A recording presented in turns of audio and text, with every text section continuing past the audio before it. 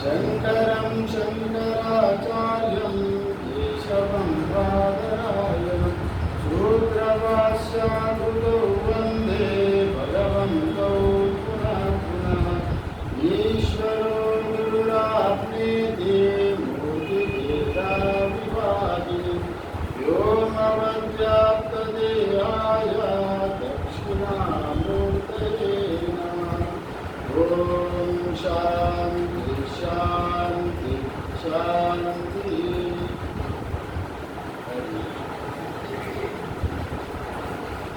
हम लोग ईशावास्य उपनिषद का 10वीं मंत्र का भाष्य देख रहा था।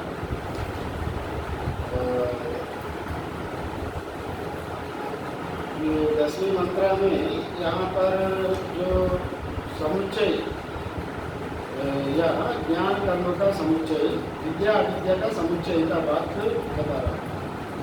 यहाँ पहले बताया गया अंगांगी भाव का जैसा 9वीं मंत्र में बताया, जो अलग अलग करे तो एक ज़्यादा एक कम।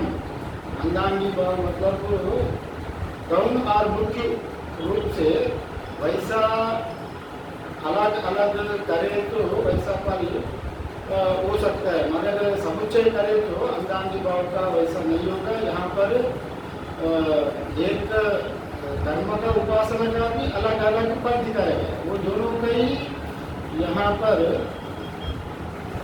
हम लोग यहाँ पर विचार किया गया। हम लोग का एक बार इसका मूल मंत्र का एक बार उच्चारण करें। अन्य देवावुर्विद्यया अन्य गावोरविद्यया इति सुषुमतीराणां योनस्तद्विचचक्षिरे।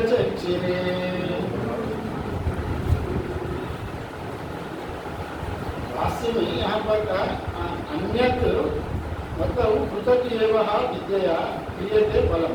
अगर जो विद्या का फल अलग है, ये बता रहे हैं, विद्या का फल अलग है, अविद्या का फल अलग है, ये बात यहाँ पर कह रहा है।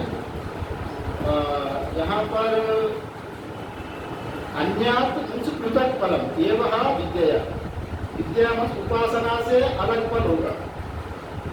क्रियते फलम कहा गया वहन विद्या देवलोके, क्योंकि यहाँ पर बताया गया विद्या से देवलोक का प्राप्ति होता है, इसलिए विद्या का फल अलग यहाँ पर बताया गया। विद्या तदारोहंती इति श्रुते, विद्या तदारोहंती मतलब विद्या से ऊपर उठते हैं। मतलब कहाँ पर ऊपर उठते हैं? विद्या से ब्रह्मलोक पर्यंत जाने का विधान बताया गया, इसलिए विद्या से ऊपर उठता है, ये श्रुति कह रहा है। विद्या तदारोहंती इति श्रुते।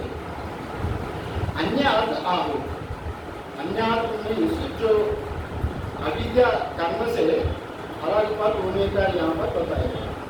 अन्यात आहु अविद्या कर्मणा क्रियते इति, अविद्या से कर्म का फल यहाँ बता रहा है। माना विद्या का फल अलग है, अविद्या का फल अलग है, ये दोनों को यहाँ बताने के लिए ही यहाँ पर जो बात कह रहा है, दोनों का अलग अलग फल बता रहे हैं। कर्म का उपासना का अलग फल बताने का यहाँ पर इस मंत्र में कह रहा है। तदोत्तर मतलब जो अलग फल वो बता रहे हैं। कर्मणा पितृलोका इति श्रुते, कर्म से पितृलोक का यहाँ बताया गया, इसलिए तो उपासना से देवलोक का बताया गया। वो देवलोक का उपासना से दक्षिणायन मार्ग से जाने वाला मार्ग है, ये धूमा मार्ग है। ये है शुक्ल मार्ग उत्तरायण मार्ग का, इसलिए ये उपासना का बताया गया। अभी ये कर्म है, कर्मणा पितृलोक का श्रुति, श्रुति यही बताया गया। कर्मणा पितृलोक ये शास्त्र में ही बताया। कर्म करे तो पितृलोक मतलब ये स्वर्ग लोक को जाने का प्रतिपादन यहाँ पर किया गया। कर्म से पितृलोक को मतलब स्वर्ग आदि दक्षिण आदि मार्ग से यहाँ जाता है। और यहाँ पर जैसा पहले जैसा अंदरांगी मतलब जो गौण फल और अगर समुच्चय करे तो गौण फल मुख्य फल वैसा नहीं मिलेगा, एक ही जैसा फल मिलेगा। वैसे ही जैसा हम लोग बताए थे अंगांगी मतलब जो मुख्य और गौण फल, अंगी मतलब मुख्य फल होता है और अंग मतलब गौण फल होता है। वैसा ही अलग अलग करे तो गौण अंग फल होने का वैसा हो सकता है, पर यहाँ शास्त्र में इसको समुच्चय करने का बता रहे हैं। समुच्चय मतलब दोनों एक साथ करें तो उसको मुख्य फल ही मिलेगा, ऐसा ही शास्त्र का मत है। समुच्चय में दोनों साधन जो विद्या और अविद्या कर्म और उपासना का सफल हो जाएगा, दोनों एक साथ करें तो यहाँ सफल हो जाएगा। इसी का ये बार बार शास्त्र दोहरा रहा है। इस समुच्चय अभिप्राय से ही इस देशाम आगे आएगा। इति एवं सुषुमा, इति एवं सुषुमा, इति मतलब एवं सुषुमा, सुषुमा मतलब शुद्धवंतो वयम वीराणाम। मैंने ये आपको कैसा मालूम है? विद्या देवलोका कर्मणा पितृलोका, ये दोनों का अलग अलग मार्ग है, आपको कैसा पता है? अगर आपको पूछेंगे तो ये हमारा पूर्वज लोग ये बात कहाँ गया, इसलिए हाँ पूर्वज लोग मतलब जो ऋषि परंपरा गुरु परंपरा आ रहा है, वो लोग जो लोग हम लोग बताया, हम लोग हमारा गुरु से सुना, हमारा गुरु परंपरा से ये सुना जा रहा है। कर्म से अलग फल है और उपासना से अलग फल है, इसलिए उपनिषद भी ये कहा गया कर्मणा पितृलोका विद्या देवलोका, ये श्रुति का प्रमाण भी कोर्ट कहा है, कोर्ट किया गया। इसलिए यहाँ पर बताया कि इति एवं सुषुमा मैंने शुरुआत तो वयम धीराणाम, धीराणी ज्ञानी लोग को धीर कहता है। यहाँ धीर मतलब जो धैर्यवान वैसा नहीं लेना, तो ज्ञानी की धीर बोलता है, माना जो आत्मा को प्राप्ति किया हुआ पुरुष को यहाँ पर धीर कहा गया।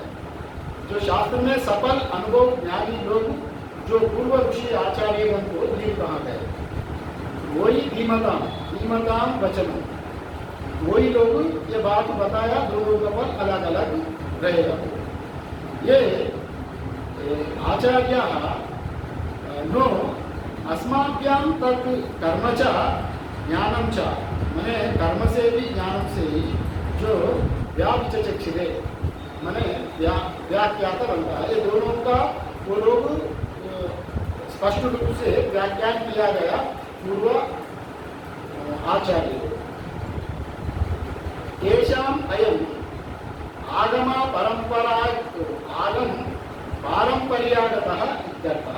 आगम पारंपरियागतः मतलब इसका तो ये इम्पोर्टेंट है, माने ये हम लोग कहते हैं ना ऋषि परंपरा, जो ऋषि परंपरा कहता है ये बात आगम परंपरा से आ रहा है। यहाँ पर आगम क्यों कहा गया?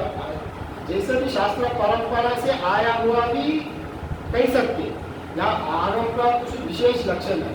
आगम मतलब होता है जो गुरु से सुनकर चेले, चेले के सुनकर गुरु, फिर उनका चेले, वैसा जो परंपरा चलता है उसी का जो ज्ञान को प्राप्त करके अनुभव करके वो लोग परंपरा से चलने वाला ज्ञान को आगम कहते हैं।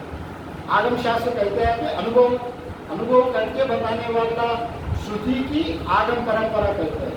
और केवल शास्त्र मतलब हमारा लाइब्रेरी में भी कई प्रकार का उपनिषद रहता है, वेद रहता है, कहीं उसी का केवल शास्त्र कहा जाता है। आगम परंपरा मतलब ये गुरु शिष्य परंपरा से ये बात कहा गया इत्यर्थः यहाँ पर बता गया।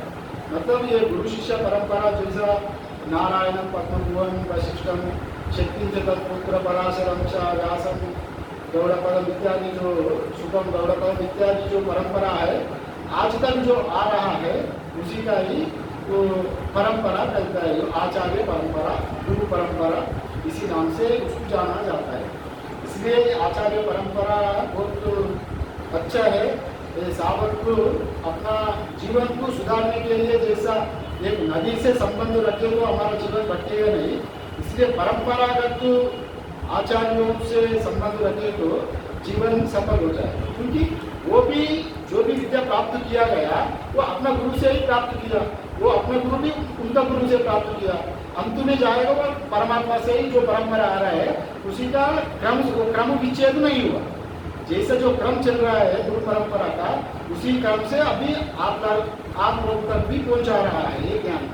इसलिए ये परंपरा, ये आगम परंपरा यहाँ पर तो कहा गया। मतलब इस दोनों जो इस समुच्चय अभिप्राय से ही इस देशाम अयम आगम परंपरा आचार्यगतः कहा गया। मतलब ये समुच्चय करने के लिए, समुच्चय आप से ही ये पद यहाँ पर वर्णन किया गया। यहाँ पर भाष्य में ऐसा विचार किया। अभी हम ये दोनों का ज्ञान कर्म समुच्चय का पद्धति यहाँ पर नीचे बता रहे हैं। यहाँ पर बताया, यहाँ पर ज्ञान कर्म समुच्चय करने का भी ऊपर वाला मंत्र में बताया गया। दोनों का इसका मत है, अलग अलग उपासना, अलग अलग कर्म नहीं करना, दोनों समुच्चय करके ही करना है, किसी का मत है। वो पद्धति कैसा है अभी नीचे आने वाला मंत्र में ये बता रहा है। ज्ञान कर्म समुच्चय का पद्धति, ये मंत्र का भी एक उच्चारण एक बार हो जाए तो विद्यां च अविद्यां च यस्तद्वेदुभयं सः अविद्याया मृत्युं पीत्वा विद्यया अमृतमश्नुते। विद्यां च अविद्यां च यस्तद्वेदो उभयं सः। विद्या अविद्या दोनों को साथ साथ में, एक ही साथ में जानना है, मैंने अनुष्ठान करना है। ये पहले का बात। विद्या मतलब पहले जो कहा गया 9 मंत्र में 10 मंत्र में जो भी कहा गया वही आपको यहाँ पर भी लेना। विद्या मतलब यहाँ देवता उपासना, जो पहले कहा गया विद्या वही यहाँ पर भी आता है। विद्या मतलब देवता उपासना का ही विद्या कहा गया। और अविद्या मतलब भी यही है। अविद्या मतलब कर्म, पहले अच्छा समझा, अग्निहोत्र आदि केवल कर्म। हाँ, ये दोनों ही यहाँ पर लेना, माने विद्यांच अविद्यांच यस्तद्वेद उभयगम सह, दोनों का साथ साथ में, सह मतलब दोनों समुच्चय करके बराबर, दोनों को साथ साथ में।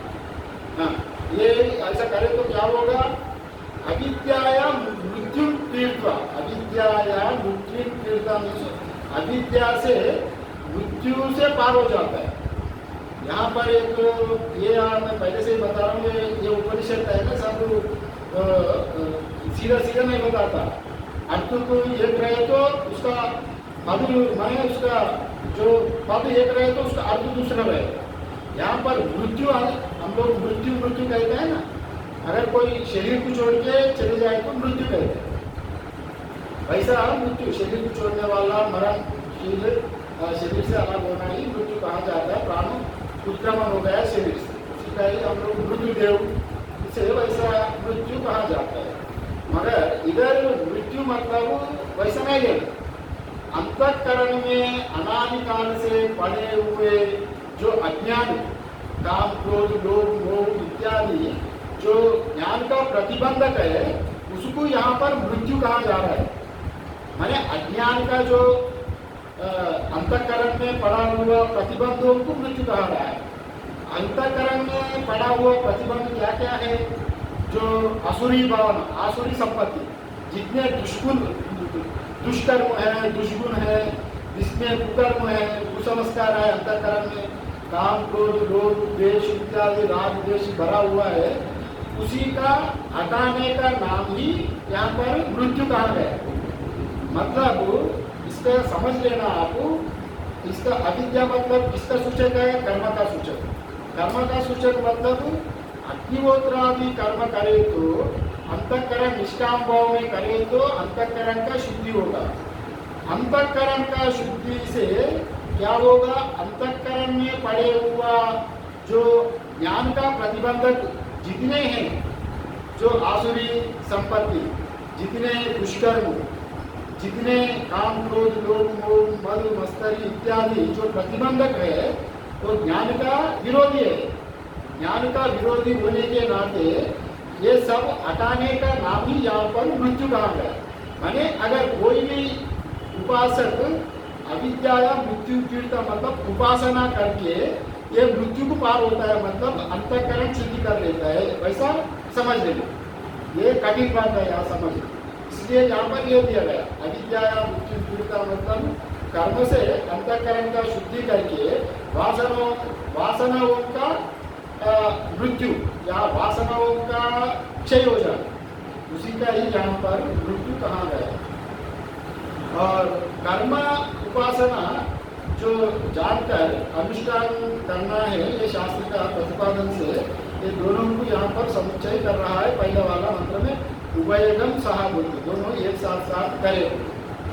यहाँ ये कह रहा है विद्याया अमृतम अश्नुते, पहले अविद्याया मृत्यु कीर्ता कहाँ गया उसका तो हम लोग देखा। अविद्या मतलब क्या होता है, अंतःकरण में अनादिकाल से पड़ा हुआ काम क्रोध लोभ मोह इत्यादि जो आसुरी संपत्ति गीता में 16वीं अध्याय में कहा गया, जितने आसुरी संपत्ति है काम ऐसा को क्रोध ऐसा रजोगुना इत्यादि, ये सबको जो निवारण मनुष्य हटाने के लिए शुद्धि करके अंतःकरण से शुद्धि हो जाता है निष्काम कर्म से। ये कर्म कांड से जो अग्निहोत्र आदि कर्म से ये सब निष्काम भाव करे सो अंतःकरण से शुद्धि होना ही, जब शरीर को पकड़ के रहना ही प्राण रहता है, शरीर को अलग हो जाए तो उसको मृत्यु कहते हैं ना। ये भी दुष्कर्म जब शरीर से अलग हो रहे हैं तो दुष्कर्मों का मृत्यु हो गई है, वैसा अर्थ है, मैंने अंतःकरण शुद्धि हो गई, वैसा समझना। दुष्कर्म ज्ञान का प्रतिबंधक जितने जो आसुरी संपत्ति है सब मृत्यु हो गया, मैंने शरीर से अंतःकरण से निकल गया, ऐसा समझ। और अविद्या मृत्यु कीर्ता विद्या अमृतम अश्नुते, यहाँ पर विद्या अमृतम अश्नुते, विद्या से अमृतत्व को प्राप्ति कर ले, ये बात विद्या अमृतम अश्नुते, विद्या से अमृतत्व को प्राप्त कर ले। मतलब यहाँ पर विद्या से अमृतत्व का कैसा, देवता उपासना से अमृतत्व को पार कर ले।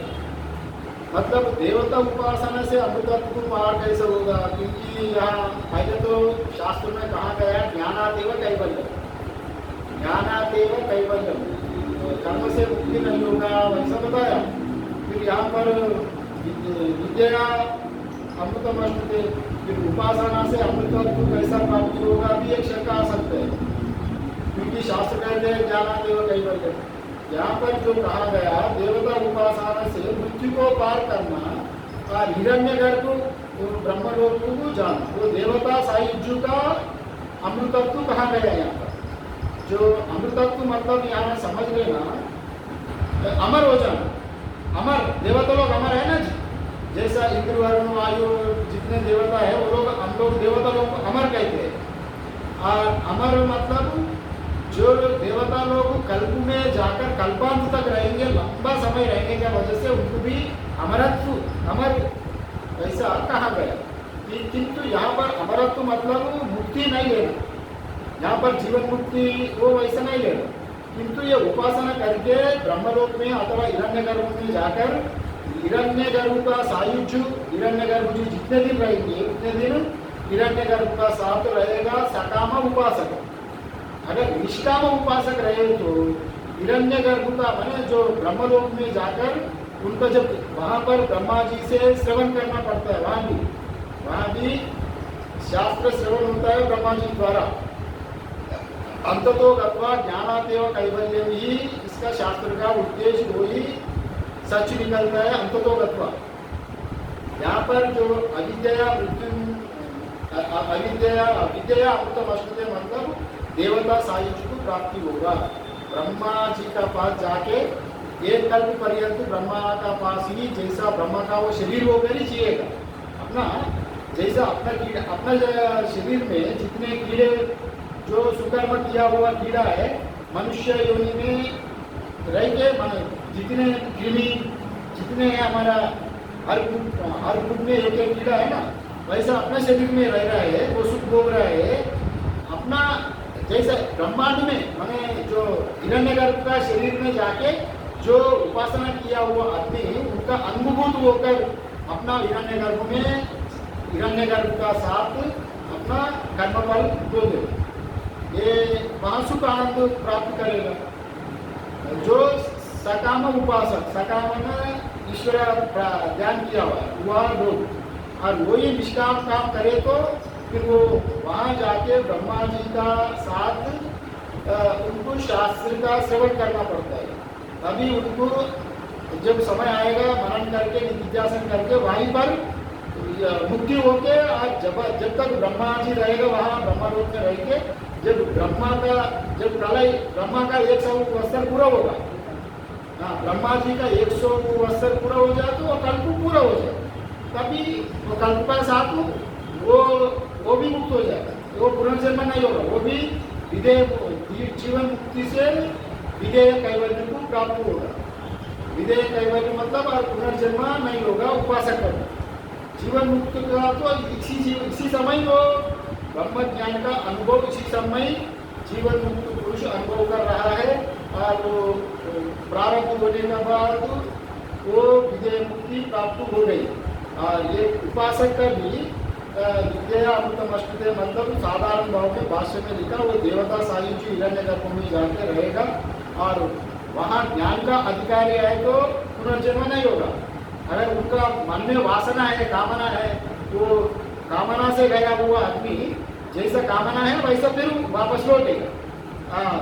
जैसा कामना है वैसे ही वापस लौट के फिर मनुष्य जीवन में फिर पुनरभिमरणम इत्यादि रूप से फिर जन्म लेने जायस्य मृतस्य इत्यादि रूप में वो जन्म लेना मरना फिर वैसे ही शरीर में होता है। यही बात यहाँ पर कहाँ गया, यहाँ पर जो कहाँ गया था आगम परंपरा, जो आगम परंपरा वो तो हो गए विद्याचरित्र, इधर ये भाषा हम लोग थोड़ा देख लेंगे।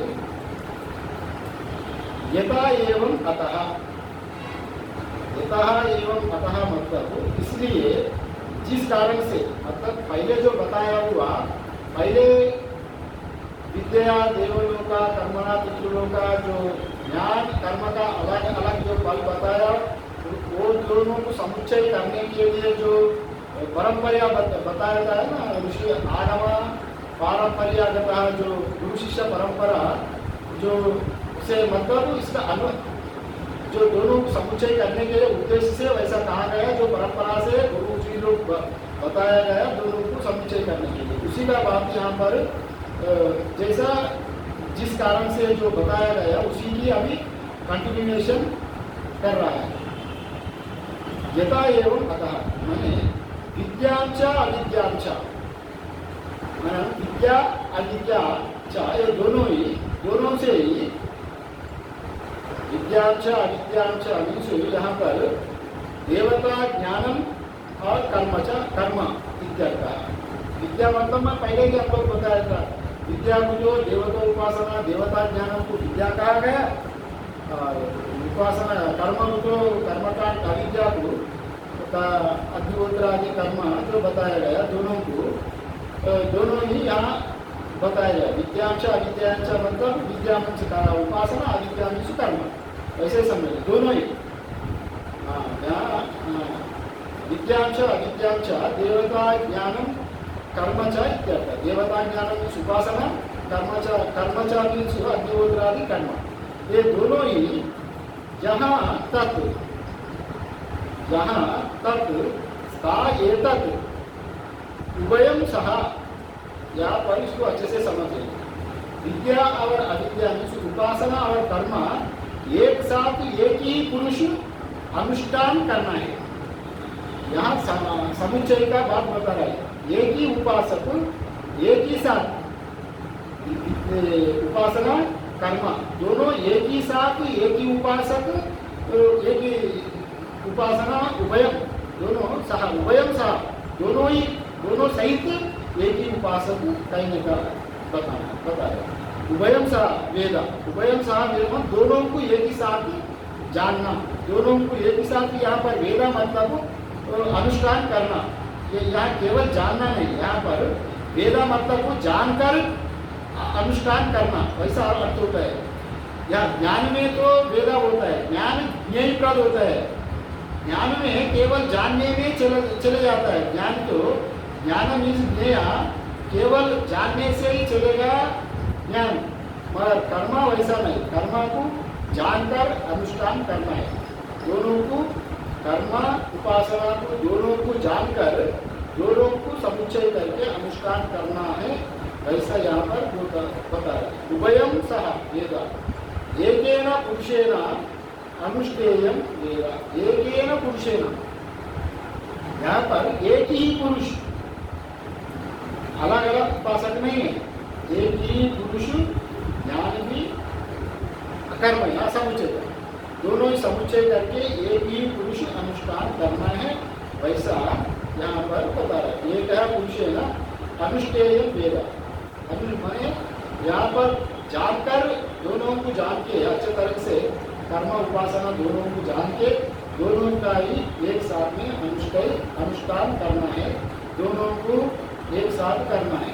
तो कैसा करना है दोनों को एक साथ, वैसा भी एक पर पता है। एक है यहाँ सह समुच्चय, और यहाँ दो तरह का समुच्चय बताएगा, एक क्रम समुच्चय, एक सह समुच्चय। दो तरह का समुच्चय यहाँ पर बताया, एक क्रम समुच्चय, दूसरा क्रम समुच्चय। क्रम समुच्चय, सह समुच्चय। क्रम मतलब होता है आप सुबह अग्निहोत्र आदि काम कर लिया और बाद में अब 2-3 घंटा के बाद, 4 घंटा के बाद शाम को वो उपासना भी कर सकते। और अथवा सुबह ध्यान कर लिया 2-3 घंटा, शाम को आप अग्निहोत्र कर्म अपना कर्म कर सकते। ये क्रम समुच्चय हो गए। और सह समुच्चय मतलब साथ साथ में, एक ही साथ में कर्म भी करता है, उपासना भी करता है, एक ही साथ में।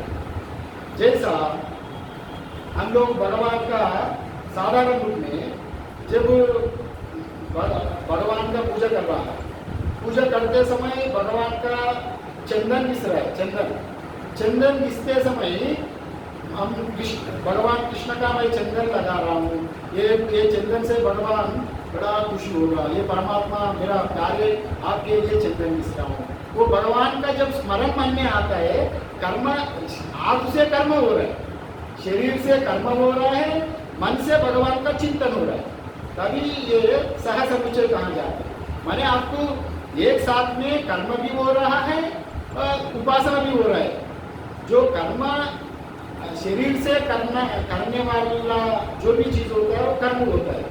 अग्निहोत्र आदि इत्यादि जो कर्म होता है, इसके लिए लकड़ी लाना है, कंडा लाना है, आग जलाना है, फिर गोबर ला के उसको ठीक करना है, ईट लाना, पत्थर लाना, इसको सजाना, इसको क्रिया करना, बाद या कई चीज़ों हवन करने का आहुति जितने हो ना, ये सब इकट्ठा कर लेना, ये सब भौतिक स्तर पर कर्म हो रहा है।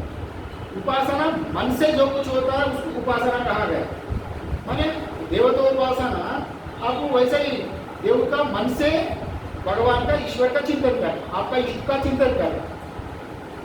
यहाँ पर भौतिक स्तर पर आप पूजा पाठ करने जा रहे हैं, तो भौतिक स्तर पर जब आप चंदन घिसना, माला डालना, सब्जी मैंने फल भगवान के लिए प्रसाद भोग लगा रहे हैं, इसके लिए शुद्धता के लिए आवश्यकता होती है।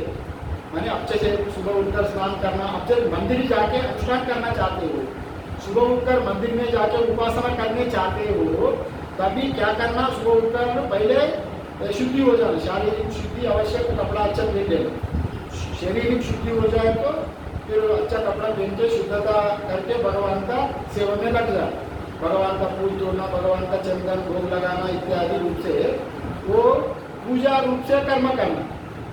और कर्म फल जो भी आता है, जो भी प्रसाद रूप से लेना। यहाँ हर कर्म को पूजा रूप से करना, हर जो कर्म फल को प्रसाद रूप से ग्रहण करे, तो ये ईश्वर का बड़ा उपासना है। कर्म उपासना समुच्चय हो रहा है यहाँ पर, क्योंकि आपका शरीर से कर्म हो रहा है, मन से उपासना हो रहा है। इससे बढ़कर और क्या है, अगर आपको किसी गुरु जी से अगर दीक्षा लिया होगा, ये तो गायत्री का आपको अनुष्ठान करना होगा, जब करता होगा, तभी वैसे ही अभी शाम को टहलने जाता है तो आपका चलते चलते ही गायत्री का उपासना करते रहना। ये वैसे हाथ से करो, मन से करो, ये तो किसी से यंत्र से करो, माला से करो, कोई बात नहीं, किंतु साथ साथ में मंत्र का उच्चारण भी हो, आपका पैर चलते रहे।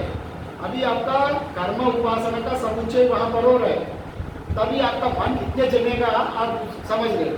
आप साधारण रूप में जब आसन में बैठकर, सिर्फ आसन में बैठकर जब करता है तो कभी कभी एक तंत्र जैसा आ जाता है, मतलब एक झपट जैसा आता है आसन में। थोड़ी देर बैठने के बाद नींद आने लगता है, पैर में दर्द होने लगता है, मन उधर इधर जाने लगता है, थोड़ी देर अच्छा लगता है, बाद में बोर लगने लगता है। एक ही उपासना करें तो नींद भी आ सकते हैं, मन टिकता नहीं ईश्वर का हो। अगर आप चलते चलते अगर उपासना करते रहेंगे, अभी मैंने चलते चलते मतलब भीड़ भाड़ उधर हंगामा नहीं। अब तो एकांत में कहा जा रहा है थोड़ा गिरजन प्रदेश में कहीं लोग कम है, उस तरफ आप वॉकिंग भी कर रहे हैं, पैदल भी चल रही है, टहलना भी हो रहा है, उपासना भी हो रहा है। तभी मन में इतने उल्लास होता है, उतने उमंग बढ़ता है, उपासना जोर जोर पकड़ लेता है। मैंने आप गायत्री प्रकार गायत्री मंत्र जपते जपते मन में एक एकाग्रता भाव तो जाग उठता है, वो कर्म समुच्चय का फल वैसा रहता है। मतलब दोनों एक साथ में करें तो और उसका गति अच्छा रहता है। इसलिए दोनों को समुच्चय का बात यहाँ पर कहा गया। जैसा हम लोग शिव मानस पूजा में आते हैं ना, शिव मानस पूजा में यज्ञ कर्म करोमि तत्परखिलम् शंभो दवाराधनम् इत्यादि मंत्र में जो कुछ कर्म मैं कर रहा हूँ वो परमेश्वर सब आपका आराधन ही है, आपका पूजा ही है। वैसा हमारा भावना रहना, उस भावना से हम कर्म करना। अगर केवल वहाँ भावना नहीं है, यहाँ कर्म में भावना एक अंग होता है जी। आपको कर्म उपासना समुच्चय कैसा करना है तो भावनात्मक रूप से करना, मन से चिंतन करना उपासना हो रहा है। और आपका वैसा भावना नहीं है, केवल कर्म करे तो कर्म हो रहा है। अगर आपका भक्त है, एक भगवान का उपासक, देवी का उपासक है, भगवत का उपासक है तो आपको गंगा जी में स्नान करने जा रहे हैं। आपका उद्देश्य में क्या है, मैं गंगा जी में स्नान करने जा रहा हूँ, गंगा जी हमको अंतःकरण शुद्ध कर देगा, पाप दूर कर देगा। उस भावना से जाके माँ गंगा को चरणों में आपका प्रोक्षण किया, आचमन किया, प्रणाम करके गंगा में डुबकी लगाया और भक्ति पूर्व से आ गए। स्वाभाविक रूप से आपका अंतःकरण का शुद्धि भी हो गई, शरीर का मैला भी हट गई। अभी क्योंकि आप गंगा माई की जब स्मरण किया तो उपासन रूप में गंगा जल में अधिष्ठात्री देवी जो गंगा अंतर्गत जो देवी था ना, वो प्रसन्न हो गई, उसका पूजा हो गई, उसका आराधना उपासना हो गई। अभी अब डुबकी लगाया तो शरीर का अंतःकरण का शुद्धि हो गई, मैंने बाह्य शरीर का कर्म का अंग शुद्ध हो गई। मैंने वहां का शरीर का शुद्धि भी हो गई, उपासना का फल अंतःकरण का शुद्धि हो गई। एक साथ में मिल गया ना आपको। अगर किस आदमी वैसा प्राकृतिक रूप से, प्राकृतिक पुरुष मतलब जनवार जैसा, मैंने उनको भावना नहीं है, क्या है जो अभी गर्मी का मौसम आया, बहुत पसीना आ रहा है, चलो थोड़ा गंगा में ठंडा स्नान करूँ बोले, वो उनको भावना नहीं है, वैसे डुबकी लगाए तो उनका एक ही फल मिलेगा, कर्म का फल। कर्म का फल क्या है, शरीर का शुद्धि, बाहर का शुद्धि हो गई उस समय। अंतर वाला अगर उनको अंतर वाला से कनेक्ट नहीं किया ना उनको, अगर उनको भावना रहते थे मैं गंगा जी का स्नान भक्ति मैंने अपना अंतःकरण के लिए शुद्धि कर रहा हूँ, ये भगवती पूरा प्रपंच आपका ही है। यद पृथ्वी अंतरे तिष्ठम पृथ्वी न वेदा या अमृतमय गोदारण्य में कहा गया, यम आपा तिष्ठम आपा अंतरे तिष्ठम आपा न वेदा तद अमृतमय। जल का अंदर में जो परमात्मा है, जल खुद नहीं जानता है वो, किंतु सदरूप है ना, परमात्मा ही जल में विद्यमान है, इसलिए हम लोग तीर्थ कहते हैं उसको। वो जलांतर्गत चैतन्य, जलांतर्गत चैतन्य, हमको जल को पूजा नहीं कर रहा, जल अंतर्गत जो परमात्मा है उनका पूजा हो रहा है। अगर जैसा सूर्य भगवान सूर्य नारायण को प्रणाम करे तो अब साइंस लोग क्या कहते हैं, अरे ये सूर्य वो विज्ञान कह रहा है सूर्य तो जड़ है, जड़ को क्या प्रणाम करना, वैसा भाव नहीं है। सूर्य अंतर्गत जो सूर्य नारायण को हम लोग प्रणाम कर रहे हैं, सूर्य को नहीं है।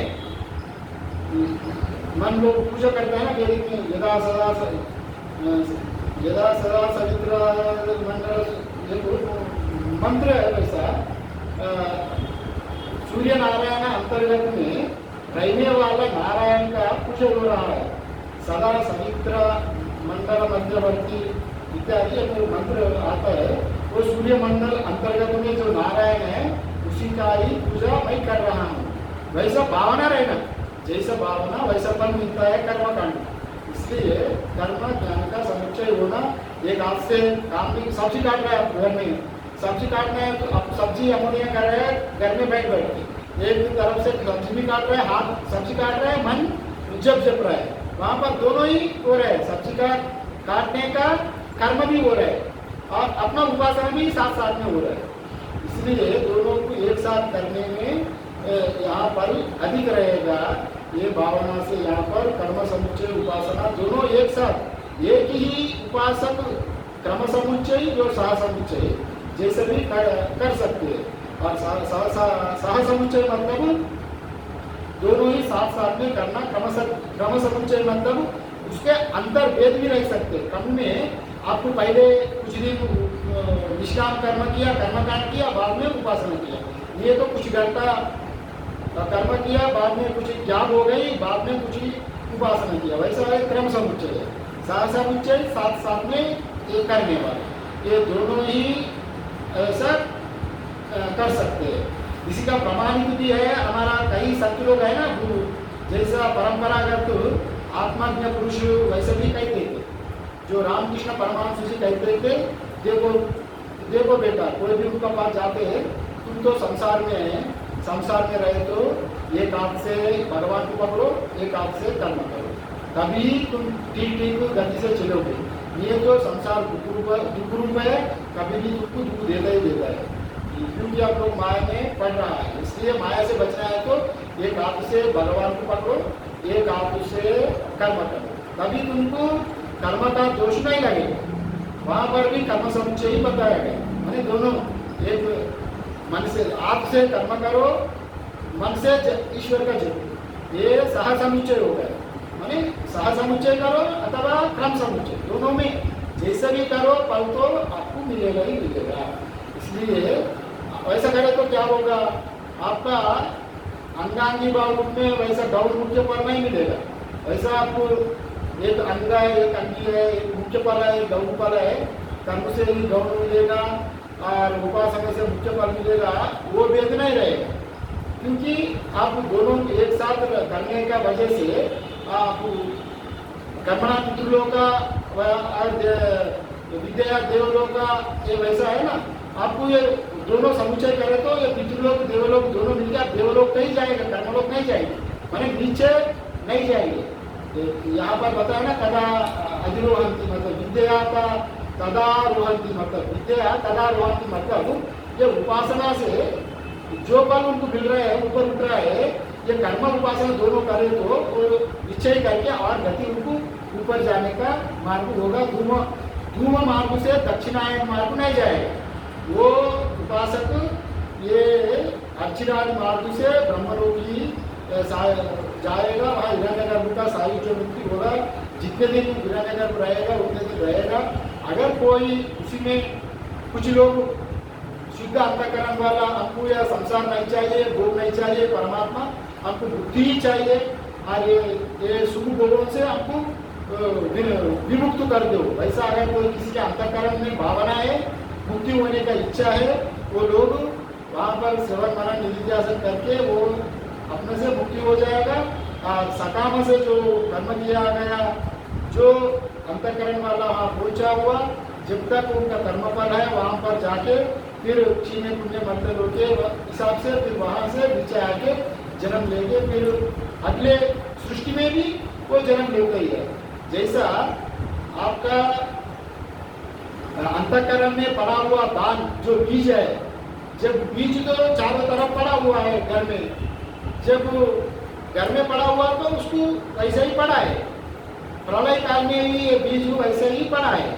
जब वो बारिश गिरा तो फसल में कहीं फसल हम लोग देखते भी है, धान काटने समय कई फसल में धान गिर जाता है, गिर जाके 2-4 महीना वैसे ही गर्मी में वैसे ही पड़े रहते हैं, जैसे चेत में उधर इधर पड़े रहते हैं।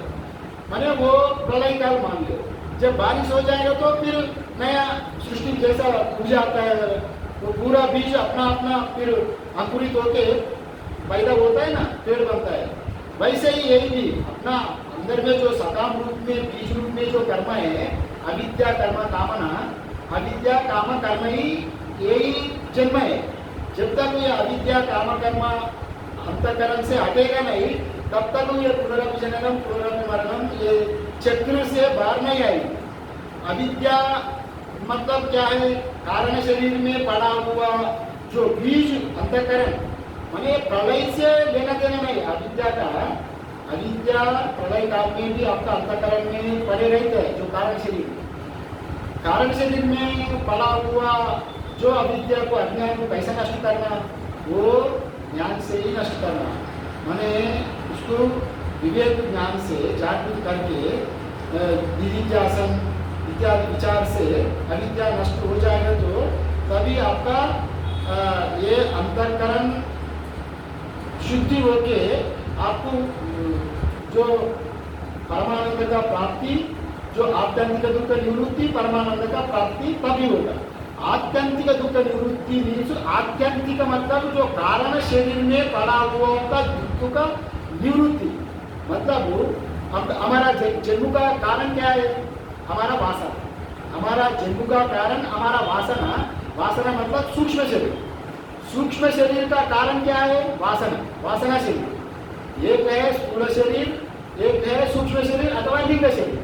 लिंग शरीर का कारण है कारण शरीर, तो हमारे वो वासना शरीर कहते हैं, उसको कारण शरीर भी कहते हैं।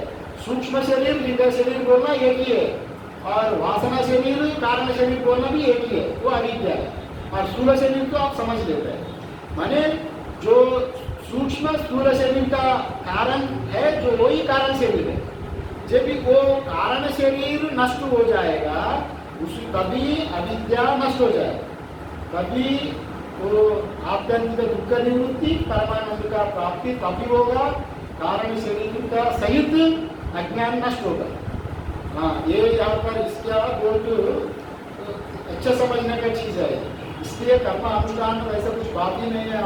आप इसमें अगर एक बार आदत बढ़ गई जब करने का, अगर ध्यान करने का, एक समय वैसा आएगा। उपासना में आपको व्रत हो गया, उपासना में आप सिद्ध हो गया, आप नींद में भी उपासना चलते रहेगा। वैसे भी है, अजपा जब कहते हैं इसको। अजपा जब मतलब आप जब करने का, वहाँ कर्म करने नहीं पड़ेगा, क्रिया नहीं करेगा, आसन में नहीं बैठना पड़ेगा।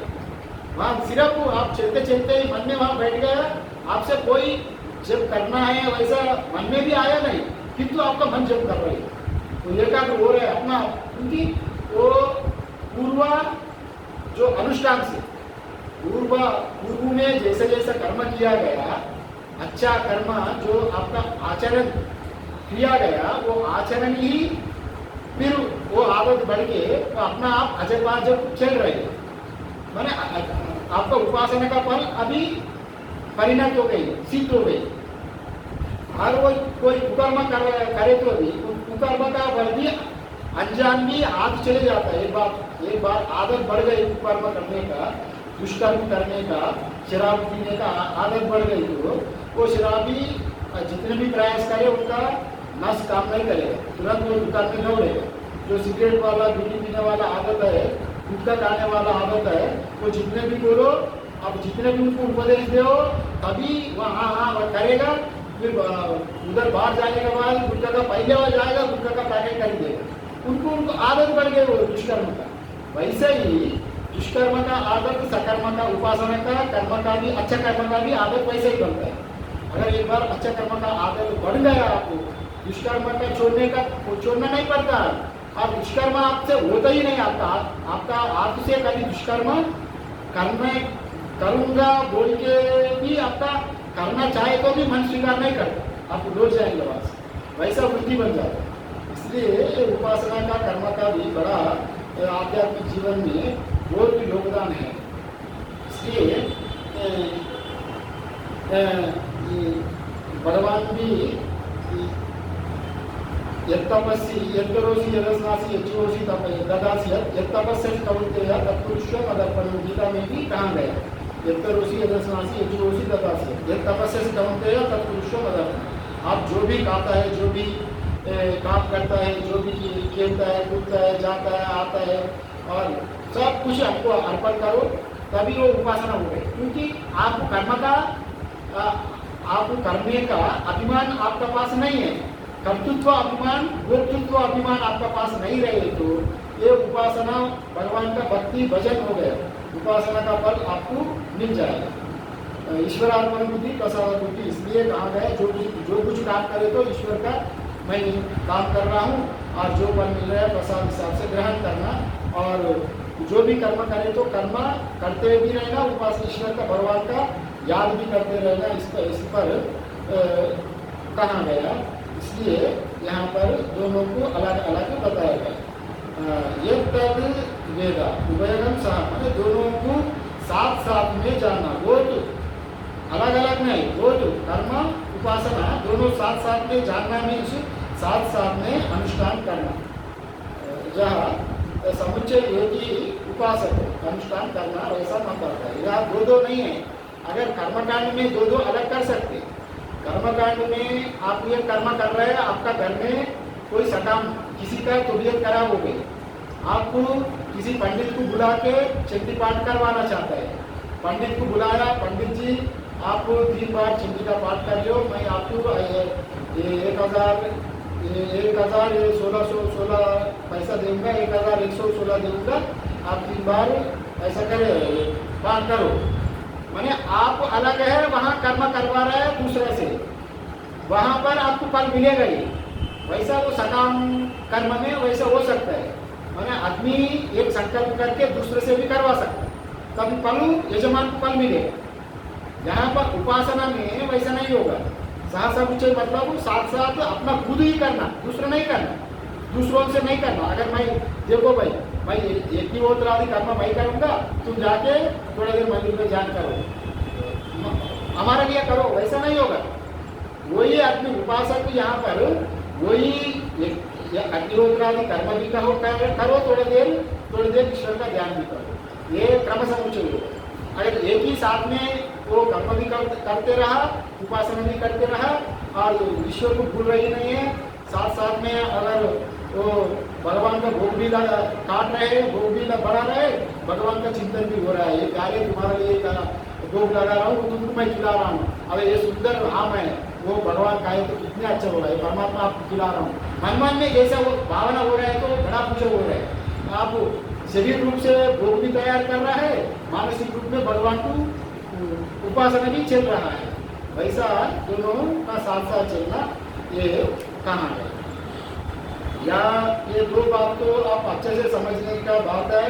ये अविद्या मृत्यु का मतलब ये सहसमुच्चय जो निष्काम कर्म अंतःकरण का सभी प्रतिबंधक दुर्वासना चाहिए, अंतःकरण में जितने दुर्वासना वो है उसको शुद्धि करने के लिए यहाँ पर बताया गया विद्या मृत्यु तीर्था, अविद्या मृत्यु तीर्थ, सॉरी अविद्या मृत्यु तीर्था कहा गया।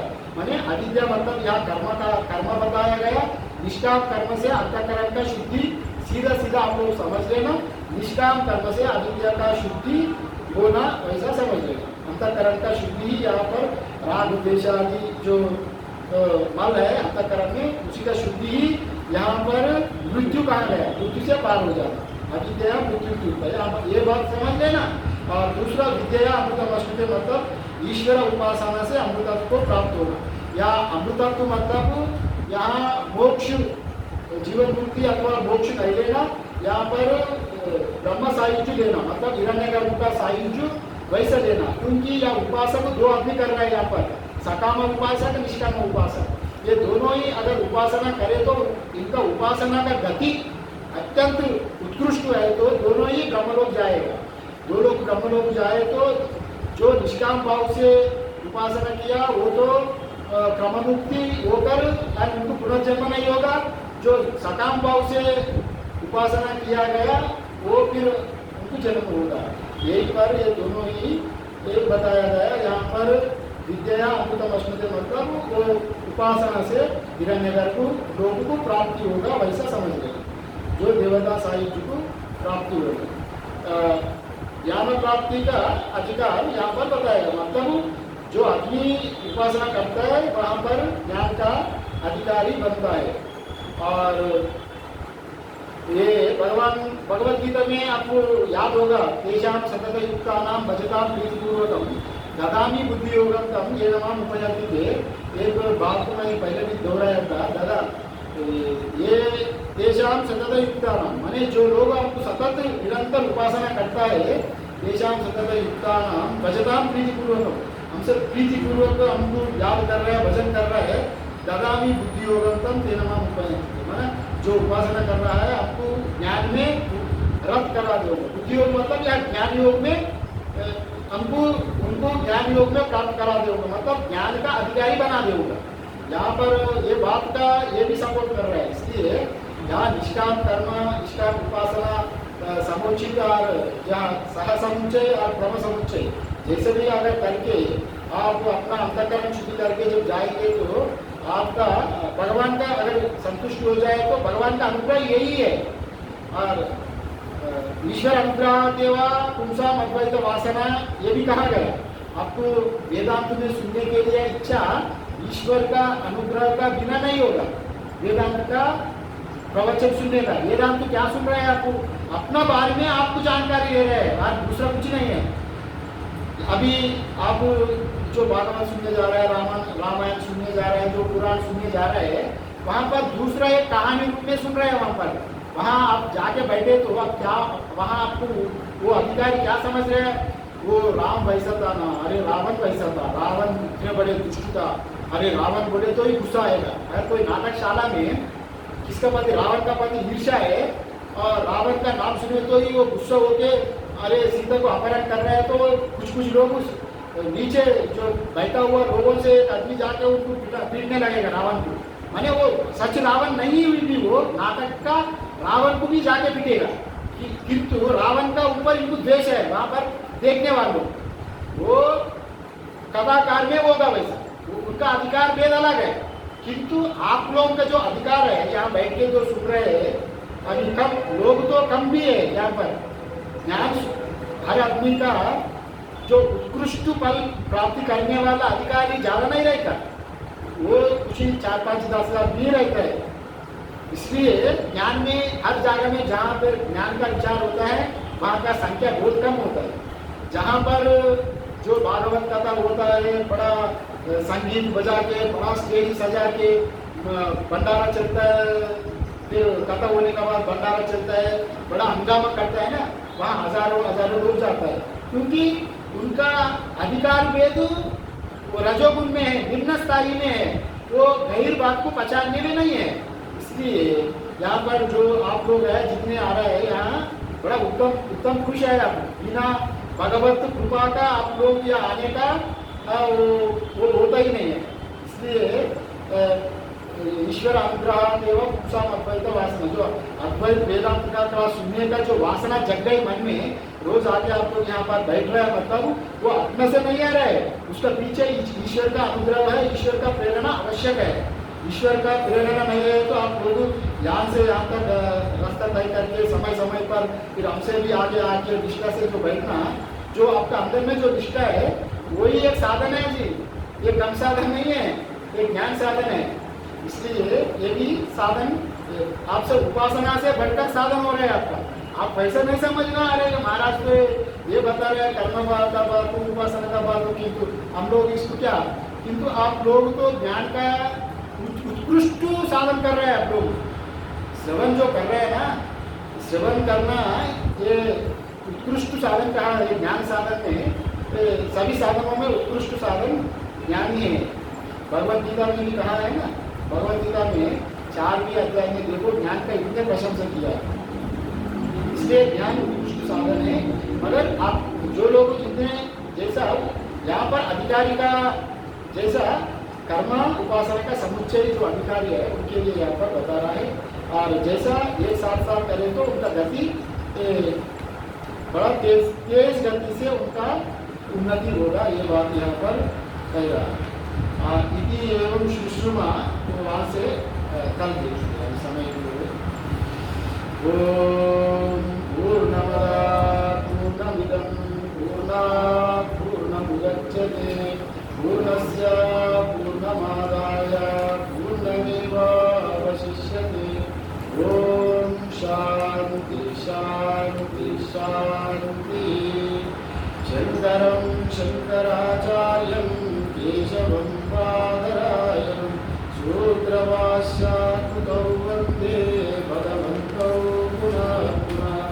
ईश्वरो गुरुराप्नोति मूर्तिभेद विभागिने व्योमवद्व्याप्तदेहाय दक्षिणामूर्तये नमः। ओम शांति शांति शांति।